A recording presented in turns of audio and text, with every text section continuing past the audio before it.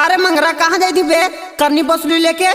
साला पता नहीं हो। अरे यार मोदिया सब नौकरिया प्राइवेट कर दिल के, अब साला नौकरी लगे के उम्मीद है। और हमारे घर में 3-3 को बहन कुंवारे और भाई वाह हमारा शादी ना होले नौकरी के चक्कर में फंस लियो। अब ना रहो अब जाई थी अब काम करे। कहाँ रे? आई सुन साला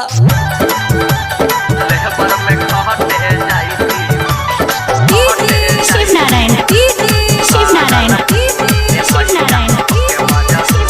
लेबर में खटे जाई थी महानापुर ए भैया होके मजबूर।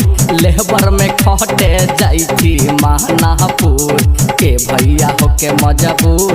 लेबर में खटे जाई थी भागलपुर ए भैया होके मजबूर। लेबर में खटे जाई थी महानापुर।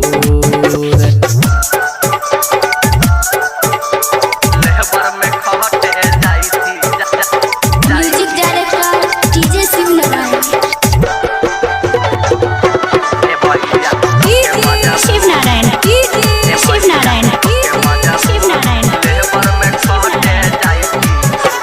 छोड़ के पढ़ैया करनी चलई बाई, छोड़ के पढ़ैया करनी चलई बाई। छौ सौ कमैबै जरूर ए हो, छौ सौ कमैबै जरूर ए भैया होके मजबूर।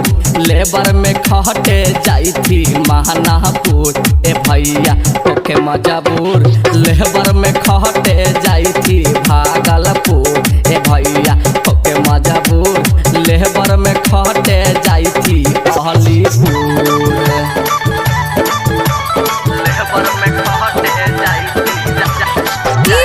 शिव नारायण शिव नारायण शिव नारायण शिव नारायण। मोदी के राज में ना लगता नौकरिया, जई है चरावे गैया बकरिया।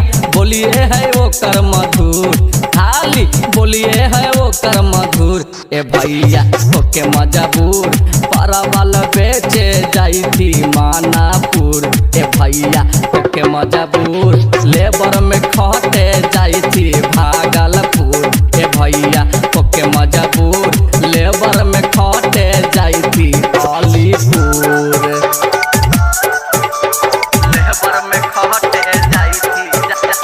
Music director DJ Shiv Narayan. Shiv Narayan Shiv Narayan Shiv Narayan.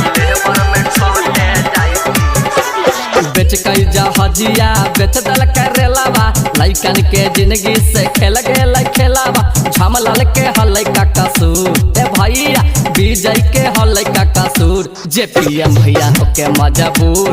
परवल बेचे जाई थाई महानापुर ए भैया होके मजबूर। लेबर में खटे जाई थी महानापुर ए भैया